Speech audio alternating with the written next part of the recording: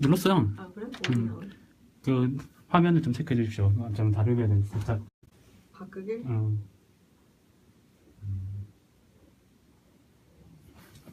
내 생각에는 앉아봐. 이게 팀장인 것 같은데. 내 거 나 빌린 거예요? 왜냐면 이게 제 거. 아 그래? 켜졌습니다. 화면 어때요? 괜찮아요? 좀 좋아 보이네. 저는 다음에 구름은 빼셔도 될 것 같다. 이제 저기네요. 제대로 나오네요. 근데 이게 많이 컸다.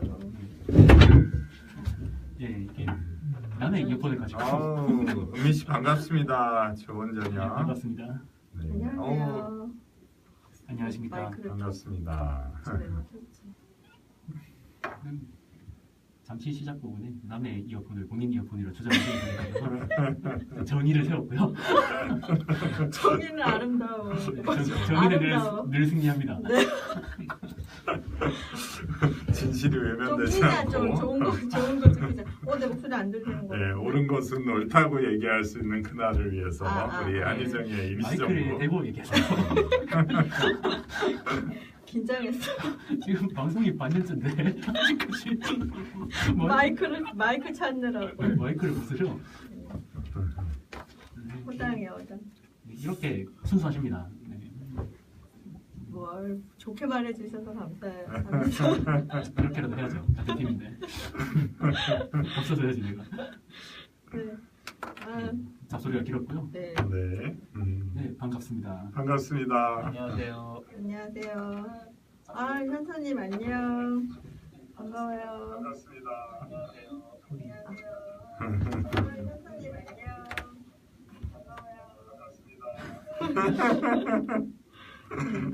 네, 이렇습니다. 네. 저희도 참 이게 이만하면 알 때도 됐는데. 그럴 수도 있죠. 뭐. 네. 다 알면 무슨 재미야. 그렇지. 다 알면 뭐. 그래도 요새는 좀 살만하죠, 날씨가. 그죠. 네. 이제는 근데 오늘이 처서라고 합니다. 아. 그래서 이제 더위가 좀 물러가는데 오늘 비가 또 비가 와서 난리죠. 네, 근데 요새 그런 얘기는 많이 해요. 이제 뭐 스콜이라고 그 아열대 지방이나 열대 지방에 내리는 소나기성 폭우가 있거든요. 네. 우리가 꼭 그런 현상이에요. 근데 지금 이제 뭐 아시아가 그냥 이제 대한민국이 20년대 쪽은 20년대 좀 넘어가면 22년대쯤 되면 아열대 기후로 바뀐다고 나 못 살아 그럼. 몇 년 안 남았네요. 이민 갈 거야. 몇년 안 남았어요. 네. 이민 갈 거야 그럼. 그래서 이제 그런 기후 싫어. 싱가포르나 이제 뭐 동남아처럼 관광이 좀 발전할 수 있는 그런 요건이 되지 않을까 막 이런 결과가 나오더라고요. 제가 어릴 때는 교과서에 사계절이 뚜렷한 온대기후가 맞아요. 맞아. 온대 몬순이잖아요. 사계절이 뚜렷한. 제가 태어난 나라랑 제가 사는 나라랑 많이 다른 것 같아요. 많이 그러네. 달랐죠. 그러네 진짜. 열대 물론 열대 지방에서 열심히 살아가고 계시는 분들을 비하하는 의미는 아닙니다. 네. 저희가 못 산다. 네, 저희가 네. 날씨 오늘 처서에 시작하는 우리 8월 23일 안희정의 임시정부 오늘 방송 시작해 볼까요? 네. 네, 반갑습니다. 아니오라고 해도 할 거잖아요. 네, 아니오라고 해도 해요 그냥 우리는. 네, 오늘은 우리 넷이서 시작을 하는데요. 넷이서 끝낼 거고요. 넷이서 끝낼 거고요. 조동지가 중간에 아쉽지만 중간에 못 옵니다. 중간에도 오늘은 생업 때문에 생업에 오늘 급한 일이 생겨서 오늘 우리 넷이서 오붓하게 해보아요. 대한민국 기업이 이게 문제예요. 지금 시간이 몇 시인데 그러니까 회사 일 때문에 못 온다고 할 수가 있어. 저녁에 삶이 있는 그렇죠? 네. 그죠. 그러고도 이제 돈벌이만 된다면 그래 수당을 잘 주든가. 받겠죠. 애기가 있다 보니까. 그렇구나. 수당 받겠죠 뭐. 그러니까 요즘 젊은 사람들은 야근을 시켜도 이제 안 하는 경우가 있는데 이제 맞벌이 부부들은 아기 때문에 못 하는구나. 아기 때문에라도 야근을 할 수밖에 없는 그런 케이스가 많더라고요. 아이고. 그러니까 조금이라도 더 벌려고 막 하시는 분들이 부모님의 마음이 뭔가 좀 이렇게 숙연해. 우리 학생 철났어. 네, 네. 오늘 이제 안인정 지사님의 동정부터 시작을 해보려고 하는데요. 네. 깊은 소식이 있는 것 같던데요. 뭔가요? 아니 뭐 대상을 받은 게 있다고. 네. 특히 이제 충청남도가 펼쳤던 네. 농업정책 전에 그 삼농혁신이라는 게 한국식품정책학회라는 학회에서 이제 상을 제정을 해갖고 농식품 정책상 공모전이 있었대요. 네. 거기서 자치단체 시책 부문의 대상을 받았습니다. 이게 그랑프리라고 하죠. 아유, 진짜. 네. 아니 근데 진짜 뭐 정말 이렇게 실적이 받쳐주는 성과가 이만큼 뒷받침되는 리더도 많지 않은 것 같아요. 아니 뭘 했다면 1등이야. 그러게 이건 너무 또 1등만 알아주는 더러운 세상인지 모르겠는데 이런 그러니까, 거는 정말 1등 좀 해줘야 됩니다. 초등학교 때부터 네? 맨 반장에 뭐만 했다면 1등인데 또 경선에서 떨어지셨을 때 얼마나 충격이셨을까. 처음으로 2등 해본 거야? 네. 아니 그치, 점검한 거. 에이 근데 고등학교 선생님 나와갖고 증언해 주셨잖아요. 반장을 할 수가 없었어. 그거는 반장은 됐지만 어떤 때 네. 고민할 때는 5등도 했다는. 나는 근데 오히려 맨날 1등만 하던 사람보다는 5등도 해보고 이런 사람이 훨씬 더 진짜 리더가 될 자질을 갖췄다고 이건 생각해요. 선택적인 거잖아요. 자기 선택적인 막 노력했는데 안 된 게 아니라 고민을 하다 보니까 다 1등 됐을 때 있는 거지 모르는데. 아니 근데 저희 입시 성적으로만 뽑으면 유승민이 해야 돼. 유승민이 전국에서 3등하고 서울대 경제학과 들어갔다 그러더라고. 근데 승민이 하면 안 되죠. 앞에 3등 했다는 건 2등도 있고 1등도 있고. 맞아. 왜 승민이 해야 돼요? 맞아. 행복도 성적순이 아니지만 대통령도 성적순으로 하는 건 아닙니다, 여러분. 그리고 성적순으로 1등 검사. 그러네. 아니 그러면 뭐 누구 김기춘이나 우병우 이런 놈이 또 대통령 한다고 나서 그거 안 되겠네. 안 돼. 그따위 발상을 했는지 네. 반성합니다, 제가. 제 목소리 들리죠? 네, 잘 네, 잘 나만 들립니다. 안 들리죠. 그걸 시청자 여러분께 물어보시면 안 돼요. 앞으로도 눈빛을 보내시면 제가 한번 해드릴게요. 네. 오늘 모이니까 재밌네. 그래서 우리끼리 되게 재밌네. 네. 네. 그리고 또 그 상에 대해서 더 말씀해 주세요. 많이 써오셨네. 막 형광펜 아니요, 저도 파랑 막. 예, 근데 네. 그 말 사실 제가 지난번에 어떤 농활 행사에 갔을 때 어떤 동안 네, 어떤 우리이정 봉사단의 농활 행사에 갔을 때 이제 안지사님이 거기에 간담회 때문에 오셨어요. 우리 봉사단 때문에도 오셨지만 거기가 이제 충청남도 당진에 있는 그 올미 영농협동조합법인이라는 그 지역에서 이제 미는 삼농 정책의 성공 사례였어요. 근데 그때 오셔가지고 그런 얘기를 하시더라고요. 이제 뭐 이런 정책을 위해서 거기 올미 영농법인의 그 대표를 포함해서 많은 분들이 밤늦게까지 서로 머리를 맞대고 이런 그 아이디어를 짜고 나중에 그 농업인이 특히 농업인이 주체가 돼가지고 뭔가 혁신을 통해서 성과를 이뤄내려고 앞에 노력했다는 게 그게 7년 전 얘기거든요. 근데 그것 때문에 이제 이런 어떻게 보면 이게 정책학회라고 하면 그 교수님들일 거 아니에요. 그 사람들 솔직히 대학원생도 있지만 깐깐하잖아요. 근데 그 깐깐한 사람들의 어떤 냉철한 기준이나 판단을 통과해가지고 여기서 그랑프리를 받았다는 거는 이건 진짜 뭔가 이제 확실한 성과라고 볼 수 있고 또 하나는 그 모임에 이제 당진 시장님이 좀 오셨었어요. 근데 이제 당진 시장님이 처음에 그런 정책 조언을 했다는 거예요. 아니 표가 될 거를 좀 하셔야지. 이게 농업이 사양 산업이 된다고 모두가 이제 공감대가 있는 분야인데 여기서 무슨 성과를 낸다고 이런 정책을 뭐 중요 정책의 핵심으로 배치를 하십니까? 이거는 뭐 정치인으로서는 죽으러 가는 길 아니냐? 이게 표가 되겠냐? 이렇게 얘기를 했더니 한 2, 3초 있다가 바로 대답을 하시더라는 거예요. 그럼 이거 누가 해요? 우리 농민들, 우리 어민들은 누가 해결을 해주죠? 그 얘기를 듣고, 제가 이제 이거는 좀 제가 옮겨야 되겠다. 그래갖고 여기 살짝 좀 메모를 좀 하고. 형광펜을 아주. 또 하나는 이제 이게 삼농혁신의 개념이 그거더라고요. 이제 첫 번째로는 농업인이 주체적으로 참여한다. 주체가 돼가지고 또 하나는 생산, 유통, 소비의 모든 과정을 혁신한다. 그래서 여기는 이제 농업인이 주체가 되지만 농업인뿐 아니라 뭐 정부기관이라 여기는 도내의 기관이겠죠. 그 다음에 그때 뭐 소개했던 그 단체급식이나 이런 게 유발될 수 있는 로컬 푸드 정책 이런 것도 이제 이 삼농혁신 안에 포함되어 있는 거거든요. 그래서 이런 것들이 왜 축구할 때 보면 어리버리 튀어나온 공 주워 먹는 경우도 있고 그것도 같이 있죠. 위치 선정을 잘한 거잖아요.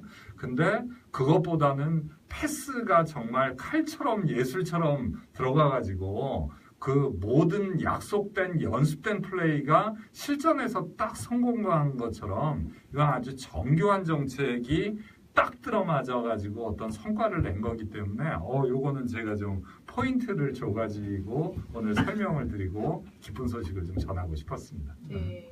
그리고 저는 이거를 말씀을 드리고 싶어요. 이게 이제 지난 7년간 이제 진행이 된 사업이잖아요. 네. 그러니까 이게 그러니까 두 번의 임기를 거치면서 이렇게 진행이 됐는데, 그러니까 뭐 임기가 4년이잖아요. 네. 4년인데 이게 뭐 짧으면 짧고 뭐 길다면 긴데 대통령도 사실은 임기가 5년, 우리나라가 5년이에요. 네. 밤에는 이제 뭐 개헌을 뭐 4년으로 하고 이게 뭐 두 번을 할 수 있게 이렇게 개헌이 될지 안 될지는 모르겠으나 이렇게 한 5년으로서 5년 한 번 단임제로 한다는 것이 국가의 어떤 그런 정책을 일관성을 가지고 이렇게 쭉 이끌어 가는데 좀 부족함이 있지 않나 이런 생각이, 그러니까 한 도의 어떤 사업을 어떤 성과를 이끌어내는데도 이렇게 한 7년 정도가 시간이 걸리는데 예, 나라의 어떤 사업도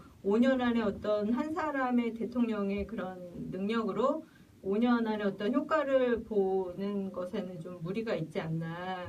예, 그래서 저도 4년의 중임제로 이렇게 개헌을 하는 것이 뭐 나라의 발전이나 이런 것에도 좀 더 나은 방향이 아닌가 또 이런 생각을 좀 해봤어요. 이번에 못했는데 은근히 3년 추가 노리시네.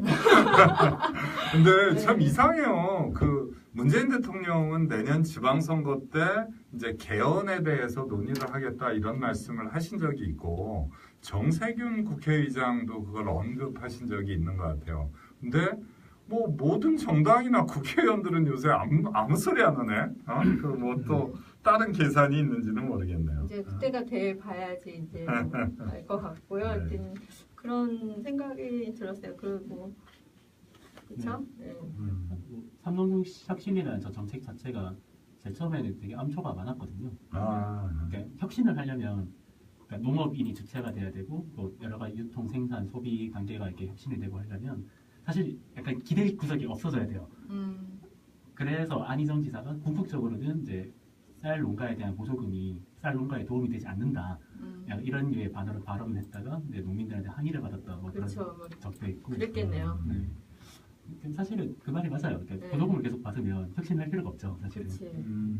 그래서 궁극적으로는 보조금을 없애고 이제 스스로 농민들이 일어날 수 있는 그런 방안을 만들자라는 게 삼농혁신의 취지였는데 제일 처음에는 거기에 대한 반발이 굉장히 심했고요. 그런 의미에서 그죠. 저는 걱정도 되기는 해요. 사실 이제 안희정 지사님이 어떤 개혁을 추진하거나 이제 어떤 정책을 추진하려 할 때는 사실 그렇게 처음에 저항에 많이 부딪히게 될 거란 말이에요. 사실은. 네. 예, 이제 뭐 당에 와서 당에서 어떤 정책을 추진을 하게 되던지 우리가 지금 충청도에 계시니까 우리가 몰라서 그렇지 네. 당에 올라와서 중앙 정치를 하시게 되든 그럼 우리가 이제 많이 접하게 될 거 아니에요.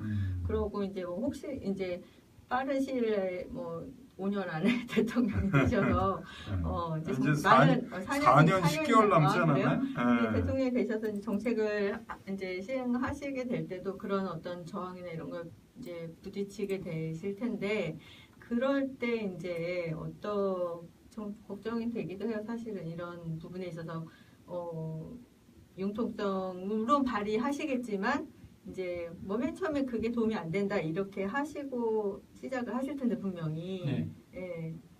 저희는 지지자들은 이제 분명히 이해는 하시겠지만 예, 다른 분들은 가끔 원칙을 여과 없이 말씀하실 때가 있어요. 그러니까 그렇죠. 그 여과 없이 여과 없이 꼭 대비되는 건 아닌데 네. 이게 이제 성향에 따라서 아까 저는 이제 아닌 건 아니라고 지도자도 선심성으로 얘기하지 말고 좀 솔직하게 리얼로 저도 말해줬으면 그게 좋겠어요. 좋아요. 리얼하게. 그래서 뭐 복지나 뭐 이런 것도 오늘 사실 뭐 문재인 케어에 대해서도 서로 얘기를 하고 그랬었는데 뭐 또 우리 동지들도 이제 각자 입장이 좀 차이가 있으시겠지만 저 같은 경우에는 뭐 자생력을 갖춰야지 어떤 거를 이제 뭐 정부 예산으로 무조건 퍼주거나 뭐 이런 형식으로 뭐 일처리를 하는 거는 바람직하지 않다고 생각해요. 물론 이제 인간다운 권리, 인간답게 살 권리를 미니멈으로 충족시킨다는 측면에서는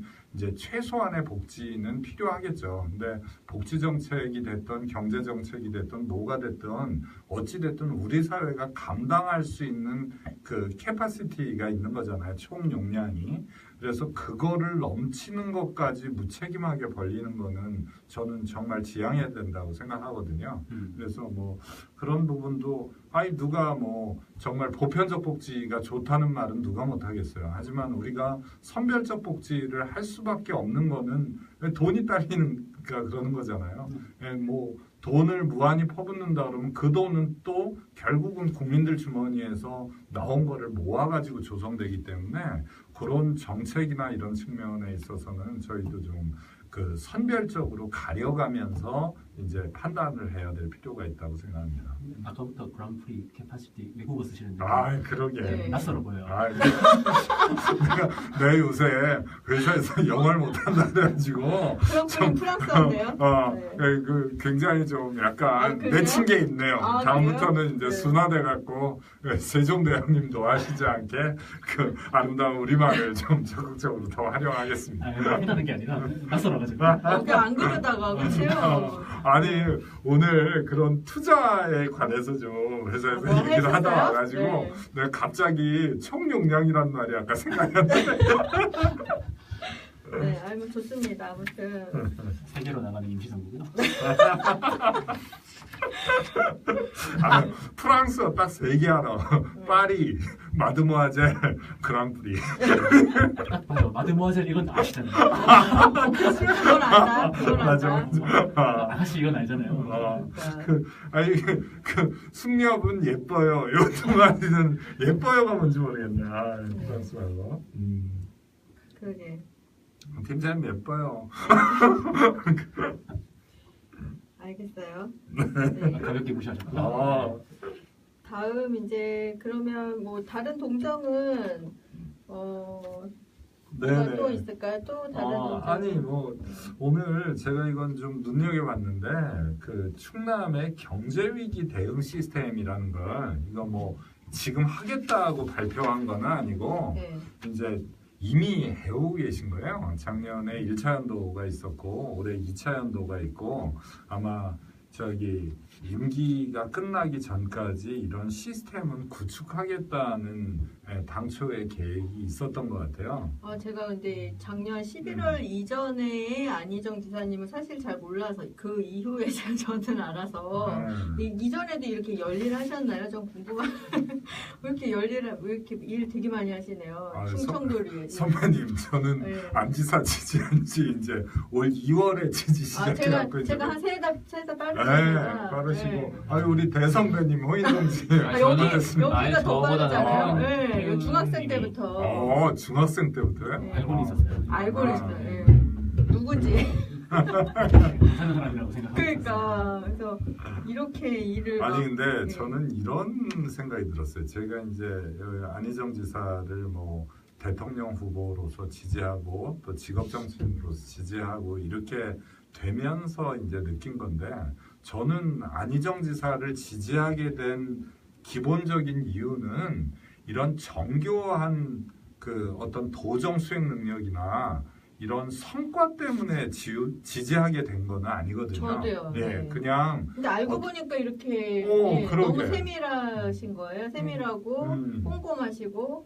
그러니까요. 그래서 나는 깜짝깜짝 처음에는 놀래. 그냥 어떤 정치적인 이미지고 유해 보이는 인상, 그 다음에 중도를 포용할 수 있는 확장성 이런 거를 보고 이분을 지지를 하기 시작했고 그게 놀라웠던 거는 그 앞에 이제 이 양반이 이 양반.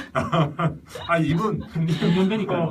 그러니까 그 자연스럽다 되게. 그죠? 그죠? 아니 이 양반은 존치가 아닌가요? 이 양반 되게 좋은 말인데. 그러니까 그죠? 나이 나와 나이. 그래 이 양반이 아무튼 네.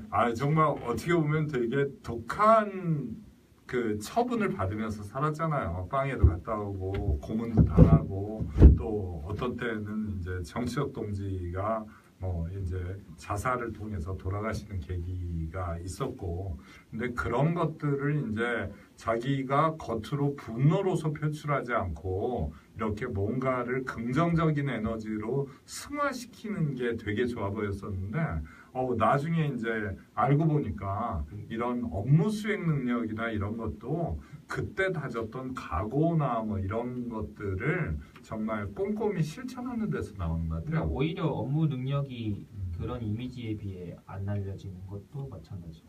예. 그러니까 우리가 너무 충청도에만 그렇게 밑에만 계셔갖고 우리가 더 몰랐었나 봐요. 그러니까 빨리 올라오셔서 우리가 전 국민이 이렇게 좀 알았으면 좋겠어요. 충청 도민들은 어떡하고? 전 국민에 다 포함되는 거니까. 아니 그죠? 또 좋은 분이 오셔서 충청 도정을 또 열심히 이렇게 7년 동안 터를 잡아 놓으셨으니까 잘 하시겠죠. 그죠? 아니 이제 충청남도를 포함해서 좀 더 넓은데 그렇죠. 혜택을 봐야 되는 거고 그렇죠. 또 지금 충청남도만의 안희정이 아니라 이제 원래 아들 키우는 부모들이 약간 그런 게 있어요. 아니 저기 우리 민 여사님도 공공재라고 하고 포기를 하시는 마당에 충청남도민은 왜 아쉽잖아요. 전 국민을 위해서 좀 양보 좀 하셔야죠, 그렇죠? 그럼요. 네. 원래 잘난 아들은 나라에 바치는 거예요. 충청남도 분들도 이제 어제 오늘 생긴 얘기 아닌데 선수끼리 왜 그래요? 이제 그 두 임기 써먹었으면 됐지. 두 임기. 이런 식으로 자꾸 약속 뒤집으면 안 돼요. 왜 이래 아마추어 내가 같이. 뺏고 싶지 않다. 아니 저는 인천광역시장도 초빙하고 싶은데 또 그럼 인천에서만 독점하기도 좀 그렇고. 그러니까. 그래서 이제 나라에 바치기로. 그러니까. 가장 잘난 아들이 이제 대한의 아들이고 그러니까. 적당히 잘난 애들은 이제 장인 장모의 아들이고 맞아. 못나야 내 아들이라고. 그 얘기 있어. 나 아들만 둘인데. 대한의 아들을 만드시겠습니까? 못난 아들 만들시고. 맨날 내 아들 이러는데. 처갓집 가서 장인 장모의 아들이고. 적당히 살자. 네, 우리 대한의 아들 안희정 지사님의 동정은 네 오늘 여기까지 그러면 하는 거고요. 우리 남궁우님 센스 보세요. 다음 충청남도 지사님도 잘해주시길 바란다고. 네, 우리 전춘희님도 좋아요 하트질이 뭔지 모른다고 이렇게 그냥 써주셨어요. 좋아요 이렇게. 네. 안 지사님 후임으로 오는 사람 또 궁금하긴 하네요. 누가 올지. 그러니까. 그러게요. 네. 근데 다 잘 돼야죠. 서로 윈윈하고. 말아먹지 말고 그냥 어떻게 해놓은 거 잘 이렇게 잘 뿌려가시길. 이게 정보 따끈하네요. 박수현 대변인이 차기 충남도. 진짜? 그 양반도 잘하고 있죠 지금. 근데 박수현 대변인님 원래 친구였나요? 아니면은 원래 옛날부터 친구가 동지였나요? 동지였죠. 이분이 공주분인가 그러신가. 그러니까 원래 예전부터 원래 친구였던 거예요? 아니면 그런 거 그건 같지는 아니고? 않고요. 무슨 고등학교 동창이나 이러진 않더라고요. 그렇구나. 박수현 솔미모님 정보 짱인데요. 네. 아주 핫라인인가 봐. 핫라인. 서로 배우면서 서로 대화하는 방송 좋습니다. 짱이야. 알겠습니다. 감사합니다. 바로 공주. 여기서 말 잘못하면 팩트 체크 당해가지고 큰일 난다. 팩트 체크단 떴어요 지금. 네. 공장은 여기까지 할까요? 네. 우리 본 이제 주제로 넘어가서 네, 오바마 케어 대 문재인 케어. 네. 네. 아이고. 어떻게 지금 뭐 많이 논란이 되고 있다, 뭐 찬성이다 반대다 많이 말씀들이 많으시더라고요. 그렇죠. 네. 무슨 아니, 말씀하세요? 그러니까 이거를 찬성이냐 네. 반대냐를 따지기에는 너무 좀 많은 그 장단점이 있어요. 이런 그 문재인 케어라는 점에서. 그렇죠. 이거를 지금 뭐 한 해 만에 지금 얘기할 수는 없고 네. 이제 어쨌든 시행은 되겠죠. 어쨌든 시행이 네. 될 거고, 그러니까 이게 로드맵이었잖아요. 맨 처음에 그렇죠. 그 치매 국가 책임제라는 거를 이게 바탕으로 그 국민 건강보험을 어떻게 해결할 건지 이제 좀 뭐 여러 가지 핵심 요약이 있는데 뭐 본인 부담에 일단 상황액이 대폭 하향 조정되고요. MRI랑 초음파가 원래 좀 셌었는데 이제 여기에 보험 처리가 된다는 점. 이게 좀 고무적이기도 하죠. 그리고 상급 병실료가 이제 급여화되는. 발음 조심하시고. 큰일 날 뻔했네. 네, 그리고 이제 노인 쪽이 되게 많더라고요. 노인 간병이랑 네. 임플란트 본인 부담이 30%로 원래 네. 기존에는 이제 뭐 10% 정도였고요. 그리고 어린이 입원 진료비가 급여 확대. 뭐 이런 게 좀 고무적이긴 그렇죠. 하더라고요. 세부적으로는 그런 네. 내용인데 네. 이제 크게 보자면 건보 급여 항목들이죠. 이제 그런 항목들이 확대가 된 거고, 근데 그것들을 하게 되는 본인 부담금의 상한선이 이제 하향이 되는 거죠. 네, 그렇죠. 네, 본인 부담금의 상한선이 하향이 되는 이제 주요 내용을 가지고 있어요. 문재인 케어가. 네, 그래서 찬성을 하시는 분들은 국민 실질 의료비가 지출되는 것이 이제 감소가 되는 거죠. 각 가정에서는. 그래서 찬성을 하고 계세요. 그런데 이제 반대를 하시는 분들은 어떤 이유로 반대를 하시냐? 재정 부담이다. 나라에 지금 이제 결국은 이게 재정 부담으로 돌아와서 세금이 뭐 지출이 되는 거 아니냐. 이래서 반대를 하시는 거고. 그러면 결국에 세금이 이제 많이 들어 재정이 부담이 되니까 건보료 인상 가능성이 있다. 그러면 또 이제 뭐 직장인들만 유리지갑이냐 뭐냐 이제 또 이런 또 볼멘 소리가 나오게 되겠죠. 그리고 또 의료기관의 적자로 이어져서 의료의 질이 저하가 우려될 거다. 이런 이유로 반대들을 이제 하시는 거죠. 네. 네. 그렇죠. 그래서 아까 호인동지도 그렇고 뭐 세자님이 이제 뭐 포인트를 제일 중요한 포인트들을 잘 짚어주셨는데 총괄적으로 얘기하면 지금 이제 건강보험으로 커버되지 않는 그 비급여라고 하던데 그 비급여 항목이 3,800개가 있다는 거예요. 네. 근데 그 3,800개를 이제 급여 항목으로 돌려주겠다. 아니, 저도 이제 이것 때문에 또 좀 공부하다가 알게 된 건데 이제는 뭐 저희는 건강보험 적용되냐 안 되냐 요걸로 구분하는 거니까 앞으로는 뭐 급여 비급여 이런 낯설더라고요. 그래서 보험이 적용되냐 안 되냐 요걸로만 가려서 얘기하면 될 것 같고 쉽게 풀어서 이야기하면. 근데 네. 그 3,800개를 동시에 다 이제 보험 적용을 하기에는 정말 그러니까 여기에 이제 예비 판정을 해가지고 어떤 게 이제 확실치 않은 거는 예비 풀에다 넣어놔서 나중에 적용할지 안 할지를 그때 한번 판단하자는 게 있고 아까 호인동지가 얘기하셨던 것들은 이제 대표적인 이번에 문재인 케어라고 발표된 그 건강보험의 적용 항목을 늘리는 그런 쪽에 이제 특히 시혜가 예상되는 그 포인트들을 잘 짚어주신 것 같아요. 근데 이제 뭐 문제는 돈이죠. 네, 돈인데 이제 뭐 아까 이제 그 사회자님이 이렇게 얘기해 주셨던 그런 이제 대표적인 반대 이유도 있지만 뭐 거기에 더해서 이런 얘기들이 있어요. 지금 이거를 이제 계산을 한 게 언제까지냐면 임기 때까지 2022년까지 소요되는 예산의 추가 소요 예상액이 30조 6천억 원이라는 거예요. 그러면 임기 끝난 다음에 어쩔 거냐 말이죠. 그래서 얘기를 할 때 막 제가 이 화면에는 안 잡힐 텐데 이게 뭐 최선도 아닌데 제가 이런 거 그 그래프를 좀 갖고 나왔습니다. 근데 최선보단 세련돼. 아니 그냥 다른 사람이 했던 거 치려고 했는데. 다음부터 좀 근데 크게 이제 문제는 이제 지금 이 상태만 유지하더라도 우리는 어차피 고령화 사회로 점점 가고 있다는 거죠. 사실 그러면 그게 핵심입니다.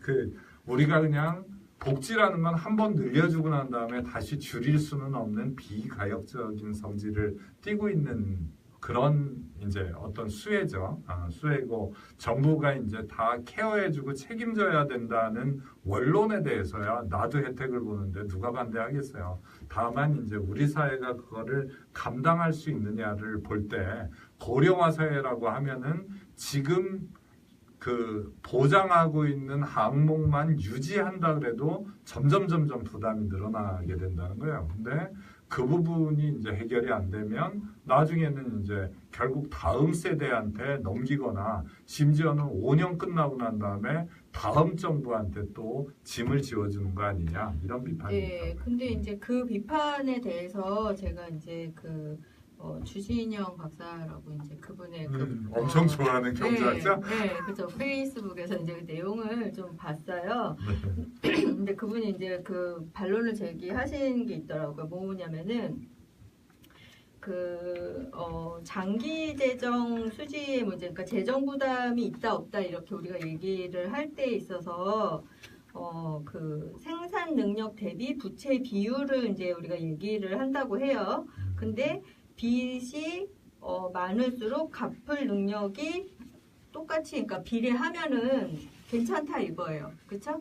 예, 그렇다고 볼 때 지금 우리가 뭐 작년에 한국의 재정 적자가 1.7%라고 하더라고요. GDP 대비 1.7%라고 하는데 그 GDP 대비 2% 정도밖에 안 되는데 이렇게 막 재정 적자다 뭐다 막 이렇게 난리를 치는 나라가 사실은 우리나라밖에 없다고 해요. 이제 주정 박사의 말에 의하면. 근데 그것은 왜 그러냐고 하면 이제 그 보수 쪽이죠. 그 보수층의 증세를 막기 위해 재정 적자를 강조하는 어떤 그런 프레임이라고 이제 주장을 하더라고요. 그리고 갚을 능력이 이제 있으려면 이제 세금 수입이 많으면 되는 거잖아요. 근데 세금 수입은 이제 GDP에 비례를 하는 거고, 그래서 재정 적자가 나도 그 덕분에 경제 성장이 얼마나 촉진되는가가 중요하다고 합니다. 그러니까 GDP가 얼마나 늘어나느냐. 근데 지금 이제 한국의 GDP가 5%대라고 해요. 성장률이요? 네, 성장률이. 근데 맞네? 지금 한국 GDP가 5% 증가하는데 우리나라 GDP가 5%라는 거죠. 현재 그렇대요. 네. 지금 현재. 그런데 황당한 지금 한국 GDP가 5% 성장하는데 재정 적자가 2-3% 그러니까 1.7%니까 2-3%가 발생을 하면 아무 문제가 없는 거잖아요. 예. 아니 근데 제가 숫자에 말씀 중간에 아니 우리가 지금 부채 비율이 먼저 얘기하시죠. 그리고 부채 비율이 40%라고 했을 때, 그러니까 숫자상으로 단순한 계산만으로 봤을 때예요. 그래서 부채 비율이 뭐 40%라고 했을 때 경상 GDP가 5% 증가하고, 그리고 40년 동안 2% 재정 적자가 생긴다고 가정을 하면 2057년, 그러니까 40년 후에는 그 부채 비율이 38%로 오히려 낮아진다는 거죠. 네. 그러니까 이 단순한 그냥 수치만. 그러니까 문제는 그럼 여기서 뭐냐면 GDP가 5%를 유지해야 되는 거잖아요. 경제 성장률이. 무조건. 그러면 경제 성장률을 그러면 그 좌지우지하는 것은 현재 뭐냐? 고령화에 따라, 그러니까 GDP에 영향을 미치는 것은 고령화에 따른 인구가 감소를 하는 것도 영향을 미치고, 그다음에 생산 능력, 그러니까 가능 인구가 그러니까 영향을 미치는 거고, 그다음에 생산 능력, 그러니까 생산에 어떤 그런 질이 영향을 미치는 거고, 이렇게 두 가지가 영향을 미치는 거잖아요. 그러니까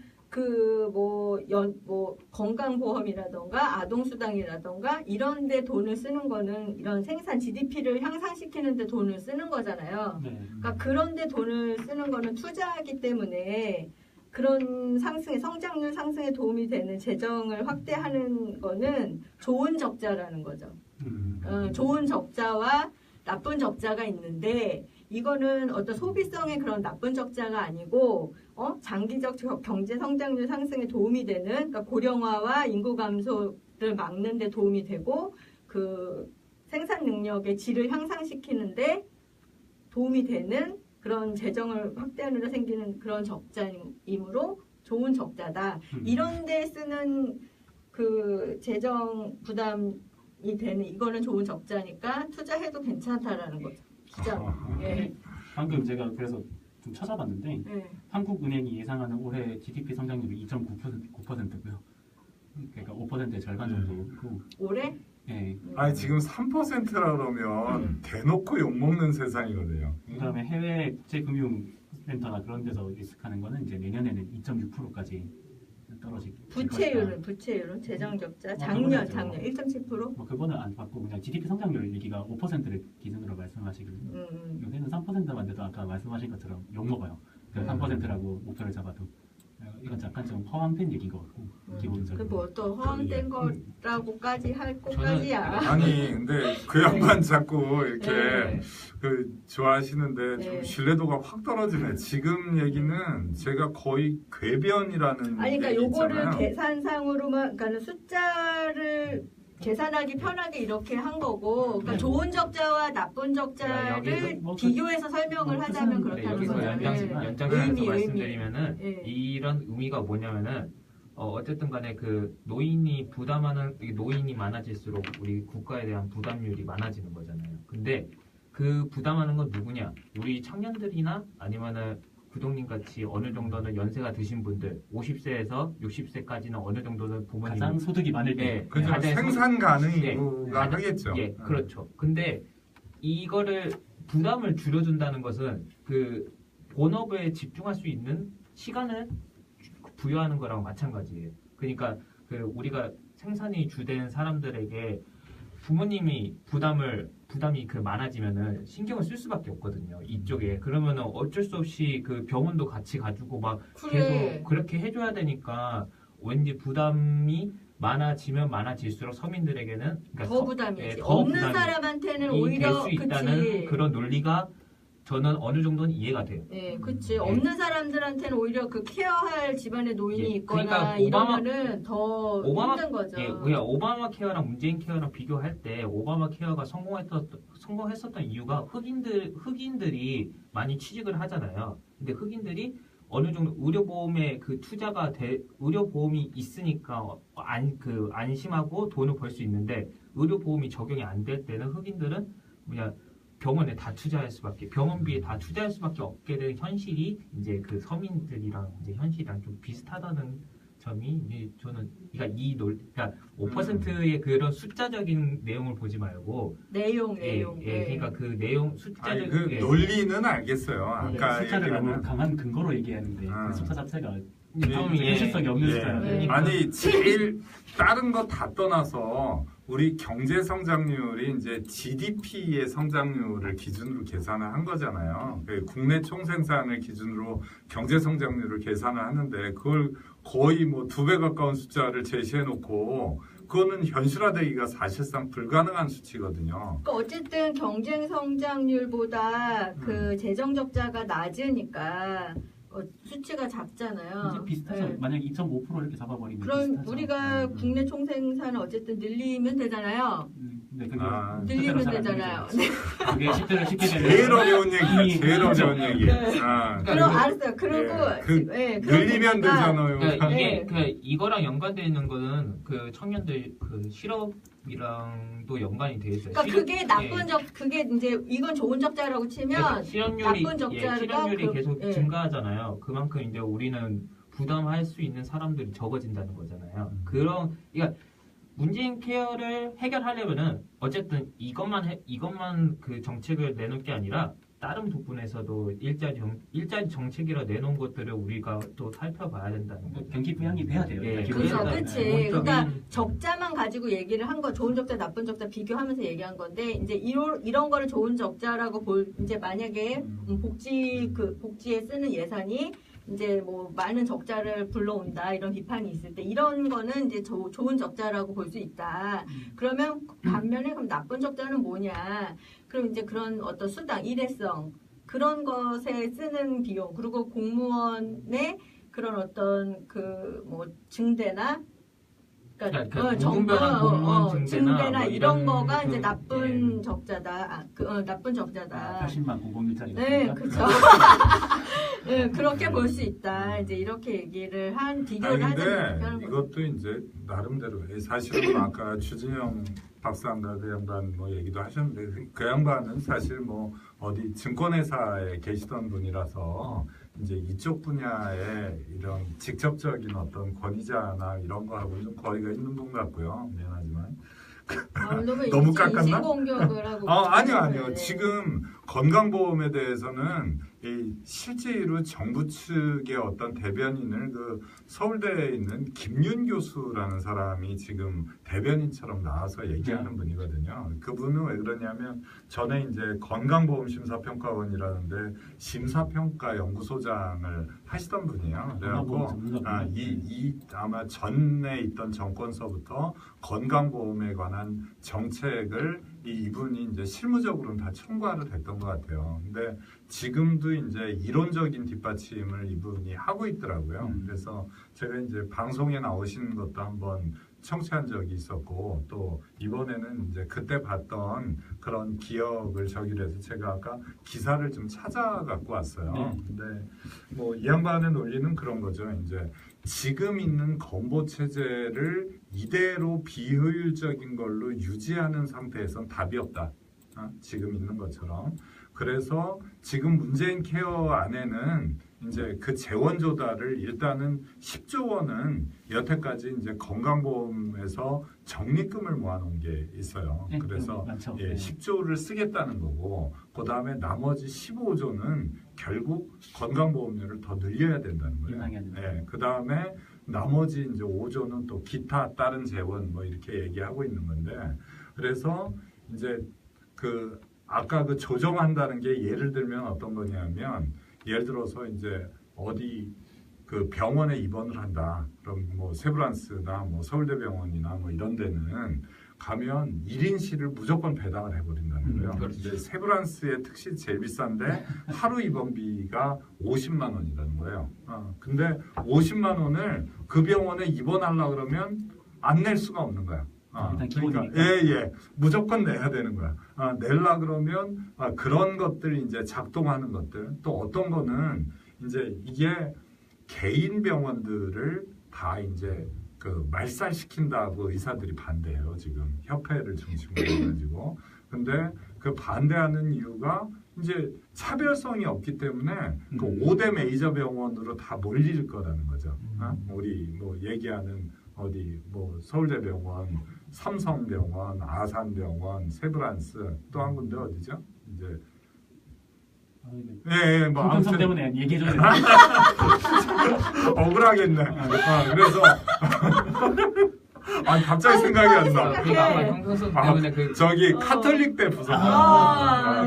그렇게가 이제 5대 메이저 병원인데 그 병원들로 다 몰리고 나면 결국은 저기잖아요. 두 가지 문제가 생긴다는 거야. 하나는 우리가 이제 그 이민 갔던 그 교포들이나 이런 사람들이 뭐 이빨이 아프거나 그러면 맞아, 그런 거 관리 잘해야 돼. 다른 나라에 있고 우리는 이제 시성이 이제 치료받고 싶으면은 오늘 가면은 진료받을 수 있다는 거예요. 아주 특진받는 그 유명한 의사들 말고는. 외국에서는 기본적으로 석 달, 보통 6개월을 기다려야 된다는 거예요. 그런 거 관리 막 제대로 안 하면서. 그러니까 아마 그 김윤 교수가 나와서 설명하는 내용은 그런 것들이었어요. 이런 것들이 이제 현재 시스템이 이렇게 돼갖고 이제 한 번에 깨지면 안 되고, 그 다음에 그 시스템을 이제 어떻게 고쳐나가자는 합의를 하기 위해서 그것도 노사정처럼 3자위원회가 있다는 거예요. 서비스 공급자인 의사들 모임이 있고, 또 소비자인 그 국민들을 대표하는 어떤 대표성 있는 기관들, 그다음에 보건복지부를 중심으로 해갖고 정부 기관들 이렇게 모여가지고 향후의 문재인 케어를 어떻게 실시할 것이냐 그 얘기를 하면서 이제 지금은 급여 항목이 너무 이제 아까 보험 적용이라 그래놓고 제가 또 쓸데없는 말을 썼네요. 보험이 적용되는 항목이 실질적으로 의사들이 밑지급밖에는 진료하지 못하도록 비현실적으로 책정된 부분들이 있대요. 그런 부분들을 조금 더 현실화하고 MRI 같은 경우. 예. 근데 지금은 그거를 보험 적용이 안 되는 항목에 자율적으로 가격을 책정한 의료 서비스 비용으로 벌충을 하고 있다는 거예요. 그래서 그런 것들은 어떻게 보면 기형적인 구도 아니냐. 그런 것들을 이제 적정하게 바로잡고 이렇게 해서 건강보험의 운영 시스템을 좀 현실화하면서 균형을 잡고 이런 것들이 다 잘 되면 좀 가능하지 않을까 이렇게 본다는 건데 이게 이제 좀 불확실성을 많이 내포하고 있어갖고 어차피 하기로 했다면 앞으로 잘해야 될 것 같은데 뭐 제가 보기에는 5년 동안은 잘할 수도 있을 것 같아요. 근데 5년 넘어서는 저는 정말 안 된다고 봅니다. 개인적인 감정. 아니 이거 그런 것도 있지 않나요? 그 뭐 언제 예전엔 안 그랬는데 그 신장 투석이 보험 급여가 되기 시작하면서부터 동네 내과에서 투석실을 갖춘 그 신장 전문 내과가 늘어나기 시작한 거예요. 그러니까 내과에서 신장 투석 병실을 늘리고 그러니까 되게 쉬워진 거죠. 신장 투석을 전에는 이제 막 큰 병원 가서 해야 되고 되게 어렵고 막 멀어서 별로 이렇게 신장 투석을 이렇게 되게 꼭 해야 되시는 분 아니면 하기 어려웠는데 이제는 그냥 되게 뭐 조금 쉬워진 거예요. 그러니까 조금만 이상 있어도 그냥 투석하시죠 이렇게 그러니까 돼버리면. 구독님 말씀도 맞을 수도 있지만은 저는 또 그 다른 면으로 생각하는 게 형평성으로 이제 개인 병원이 죽지는 않을 그래요. 거예요. 예, 그런 개인 병원 죽지는 않을 거고. 있어. 근데 저는 이제 하나 걱정인 거는 이렇게 이제 의사라는 직업이 이제 좀 다 획일화가 되면은 이제 의사들은 이제 공부 잘하는 애들은 또 몰릴 거예요. 공부 잘하는 애들. 그러니까 의대 중에서 이제 공부 잘하는 애들은 이제 어디로 몰리냐면 성형과로 이제 몰릴 거예요. 그렇죠. 성형과는 이제 피부과 이렇게. 왜냐하면 젊은 층들을 상대로 하는 거는 보험이 적용이 안 되니까. 미용적 있으니까. 이미 그래요. 네, 그러니까 이미 그러고 있잖아요. 네. 근데 이게 더 심해질 수 있다는 거죠. 근데 이제 그리고 지금 여기 뭐 의료기관 적자로 의료의 질이 저하가 우려된다 이렇게 지금 뭐 반대를 하시는 잖아요. 그러니까 이렇게 반대를 하는 것들은 이제 보완점을 찾으면 되는 거잖아요. 예, 그런데 이제 의료기관 적자로 의료의 질 저하가 우려된다 이렇게 하는 거는 제가 이제 칼럼을 하나 읽었는데 이런 내용이라고 그래요. 그러니까 교육계에서도 초등학교, 중학교, 고등학교가 이제 나라에서 학비를 다 등록금을 다 대주잖아요. 대주고 공공의 어떤 그 교육의 그 서비스가 제공이 되니까 사교육이 막 이제 우후죽순처럼 막 이렇게 늘어나고 밖에서의 그런 외부에서 학원 늘어나고 막 이렇게 되는 거를 막을 수가 없잖아요. 그런 것처럼 이렇게 되면은 뭐 모든 이제 그러니까 의료 서비스가 획일화되고 막 그 학교처럼 학교에서 공부하는 것처럼 그렇게 되고 또 그 사보험이 더 늘어나게 된다는 거죠. 그러니까 더 서비스를 받을 수 있는 좀 더 이게 차별화된 고급화되고 더 재료를 그렇죠. 쓰고 고급 기기를 쓰는 그리고 치료 뭐 약도 더 좋은 약 뭐 이렇게 되는 건강보험 플러스 알파로 보험회사에서 그렇죠. 사보험을 주면 그러면 별도로 진료하는 시스템이 구축된다. 그리고 의료보험으로 치료가 되는 그 의료는 질이 저하가 되는 거죠. VIP용만 좋아지고 그렇죠. 일반용은 안 좋아진다. 우리가 국민 의료보험으로 커버가 되는 그 의료의 질은 저하가 될 것이다. 뭐 그렇게 예상할 수도 있긴 있겠네요. 그리고 이제 그 건강보험이 언제 생겨났냐면 김대중 때 생겨났잖아요. 김대중 이제 그 초기 그때 이제 늘려서 확립을 네, 했죠. 늘려서 확립을 그게 네. 이제 저기 김종인 박사가 60대 네. 제일 처음에 초안이 됐죠. 그래서 김종인 박사가 만든 거라면서요. 그 국민연금이랑 이때 네. 이제 다 이런 지금 논란이 돼 있는 게 지금 시행이 되었었는데 그때도 이제 뭐 이런 의견이 나왔었죠. 찬성이냐 반대냐. 그때도 개인병원이 죽는다고 말을 하긴 했었어요. 근데 그 의료보험이 이렇게 너무 과하게 많아지면은 그 개인병원이 각자마다 개인병원 어떻게 사냐 대형병원. 근데 지금은 개인병원이 되게 그래도 개인병원에 대해 시스템이 갖춰줘야지 그 우리가 급할 때 개인병원 갔는데 이건 대학병원에서 해요. 그러면 바로 대학병원으로 가야 되잖아요. 자기 네. 나름대로의 자기들 나름대로의 질서를 갖추잖아요, 의사들은. 그리고 이 또 그게 뭐냐면은 그 김대중 김대중 대통령 때 이제 의료보험 이게 가축 때가 뭐 그때 몇 년도지? 89년도인가 그때 이제 아산병원이라는 대형 병원이 생긴 것도 그때고 삼성병원 80년대 쪽은 김대중 때가 아니에요. 아니 몇 년이지 그러면? 97년 이후. 그러니까 원래 건강보험의 기초는 이제 네. 육공화국 때 노태우 이게 때. 이제 네. 87년 아, 6월 87년? 항쟁 이후 때 노태우 때 네. 시작이 돼서 그때 나중에 아산병원이 이제 다시 지금처럼 생겼대요. 김대중 때 자리가 잡힌 거예요. 그러니까 자리가 잡힐 때 그 대형 병원이 생긴 거랑 그 궤를 같이 한대요. 그러니까 의료보험이 이렇게 발달을 하고 의료보험이 확대가 되면서 또 삼성병원이랑 또 이 대형 병원이 생긴 거랑 이 역사를 그 같이 한다고 하더라고요. 이렇게 그러니까 의료 서비스가 확대가 되면서 대형 병원도 생기고. 저는 그리고 이거 조사하면서 생각했던 거는 만약 안희정이었어도 이런 안희정 케어를 내었을 것 같아요.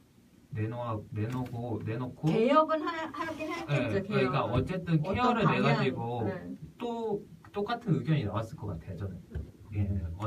저는 약간 달리 생각했어요. 왜 그러냐면 저는 이제 아까 다른 주제에서도 그런 얘기를 한 적이 있지만 어떤 게 이제 무조건 된다고 얘기하면서 인기를 유지하거나 표를 땡기는 스타일하고 뭐 안희정 지사도 저는 본인이 이제 진보주의자라고 자기를 규정하는 말을 들은 적이 있어요. 어떤 강연에서 얘기를 했는데 본인이 생각하는 진보와 본인이 생각하는 보수의 차이는 보수주의자는 어떤 사람 보수주의자라고 하느냐 자기 책임성이 강조되는 개념이라고 보수를 규정하더라고요. 그러니까 어떤 뭐가 있으면 주체가 돼가지고 자기가 뭔가를 책임을 지고 이루어내는 거 개인의 책임을 강조하는 게 보수고 그 다음에 진보는 어찌됐든 뭐 연대를 기초로 해갖고 세상을 인식하는 사람을 이제 진보라고 얘기를 한다. 근데 이제 안희정도 기본적으로는 이런 의료 서비스는 공공 서비스로 공급해야 된다는 생각은 기본적으로 갖고 있을 거예요. 근데 균형 감각상 무조건 질르고 보는 게 아니라 이제 우리가 감당할 수 있는 체력을 따지면서 점진적으로 가고 또 하나는 깜짝 쇼하듯이 한꺼번에 발표한 다음에 뒷수습하면서 논란을 일으키는 것보다는 그런 결론으로 나아가는 절차적 정당성을 훨씬 더 확보하지 않았을까 이런 생각을 했어요. 근데 지금은 이제 어떻게 뭐 속된 말로 하면 선빵을 일단 지르고 난 다음에 좀 점잖게 바둑식으로 표현하면 일단 치중을 하고 그 다음에 이제 타개를 하기 위해서 수습하자고 얘기를 하는 거니까 그것도 하나의 방법이 될 수는 있겠지만 제가 보기에는 부작용이 생긴다 그러면 그거를 과감히 감수하겠다는 발상이라서 이거는 국민의 건강 전체가 달려있는 시스템인데 그 시스템이 붕괴될 리스크를 너무 과감하게 감수하는 게 아닌가 그런 의미에서 좀 아쉽다고 생각했어요. 이거를 이제 삼농혁신에 대입을 해서 보자면 안희정 지사님 같은 경우는 이거를 뭐 개혁을 하겠다 이게 아니라 문제 제기를 했겠죠. 지금 현 시스템에서 아까 삼농혁신에서는 어떻게 문제 제기를 했냐면 우리 지금 농업 문제 있다. 지금 문제 있다고 먼저 이렇게 문제 제기를 한 거와 같이 의료 시스템, 우리 지금 의료보험 체계가 어떤 문제점을 갖고 있습니다. 라고 문제 제기를 먼저 했을 것 같아요. 이런 문제 제기를 먼저 하고 지르고 그럼 이거를 개선하고 혁신시키기 위해서는 우리가 어떻게 해야 될까요? 이렇게 하지 않았을까? 근데 이게 그 건강보험 개혁 혹은 개선에 대해서 경선 때 한번 말씀하신 적이 있어요. 썰전인가? 네. 거기에 나오셔가지고 건강보험이 지금 요새 화제가 되고 있는데 여기에 대해서 어떻게 생각하시냐라고 얘기했을 때 그 부분만 안희정 지사만 다른 후보들이랑 말이 달랐어요. 일단 논쟁이 되고 있는 그 분야, 그 의료 분야가 있겠죠. 뭐 아까 MRI든 뭐든 그 분야의 의료 수가를 현실적으로 산출을 먼저 해보고 얘기를 해야 된다. 그렇지. 그러니까 지금은 그게 안 된 상태에서 얘기가 나오기 때문에 의료계에서도 이제 개인병원 다 죽는다. 아니 뭐 의료질이 떨어질 것이다. 그쵸. 원가 보전이 안 된다 이런 얘기가 나오는 거잖아요. 그러니까 지금 선후가 바뀐 거예요. 그러니까 내 말이. 아니 사실은 뭐 저도 이제 제 주변에 뭐 이 친분 있는 어떤 친목회에 제가 가입하고 있는데 그 중에 의사 셋이 있어요. 근데 이제 하나는 내과 의사, 하나는 안과 의사, 하나는 신경외과 의사예요. 근데 각각 입장이 달라.